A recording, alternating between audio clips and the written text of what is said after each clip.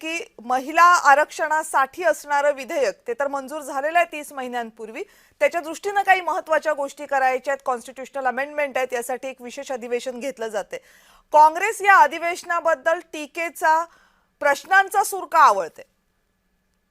कविताजी, सगळ्यात प्रथम तर महिला आरक्षण या देशामध्ये लागू झालं पाहिजे ही भूमिका काँग्रेस पक्षाची होती, आहे आणि राहील।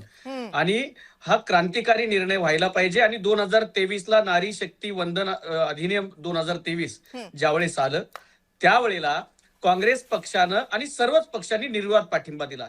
या विधेयकाला किंवा आरक्षणाला विरोध असण्याचा मुद्दा नाहीये, पण फेडरल स्ट्रक्चर मध्ये कविताजी ज्या बाबी नियमानुसार व्हायला पाहिजेत त्या होत नाहीत। कारण भारतीय जनता पक्ष हा महिलांविषयी फार प्रेम आहे म्हणून या विधेयक आणतोय का फक्त स्वतःच्या हितासाठी आणि देशामध्ये आपण काहीतरी चांगलं करतोय हे भासवून अपयश लपवण्यासाठी आणतोय? आणि त्याच मध्ये 2023 ते आतापर्यंत तब्बल 30 महिने केंद्रातलं सरकार काय झोपा काढत होतं? कविताजी, माझे महत्वाचे काही आक्षेप याबद्दलचे जे आहेत, सर्वात प्रथम मी पहिला मुद्दा नोंद करतो की या महिला आरक्षणाला विरोध असण्याचं कारण नाही। माननीय स्वर्गीय राहुलजी गांधी यांच्यामुळे या देशामध्ये स्थानिक स्वराज्य संस्थांमध्ये महिलांना आरक्षण मिळालं आणि लोकसभा आणि विधानसभामध्ये आरक्षण महिलांना मिळावं हे पहिल्यांदा 1988 साली म्हणजे त्या कालखंडामध्ये राजीव गांधींनी लोकसभेमध्ये मांडलेलं होतं।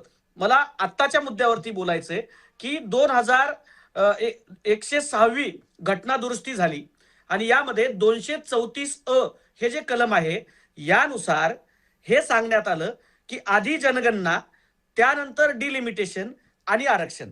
आता यामध्ये जर सरकारला आरक्षणच द्यायचं होतं तर 16 जुलै 2018 ला माननीय विरोधी पक्षनेते आत्ताचे आणि आमचे नेते राहुलजी गांधी यांनी मोदीजींना पत्र लिहिलेलं होतं आणि त्यात सांगितलं होतं की 2019 ला तुम्ही आरक्षण लागू करा।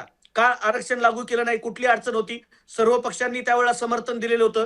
2023 ला जेव्हा विधेयक मांडलं तेव्हा लोकसभेमध्ये, राज्यसभेमध्ये जेवढे काँग्रेस पक्षाचे लोक बोलले, नेते बोलले, अगदी सोनियाजी असतील, राहुलजी असतील, खरगे साहेब असतील, यांनी निर्विवाद पाठिंबा दिला।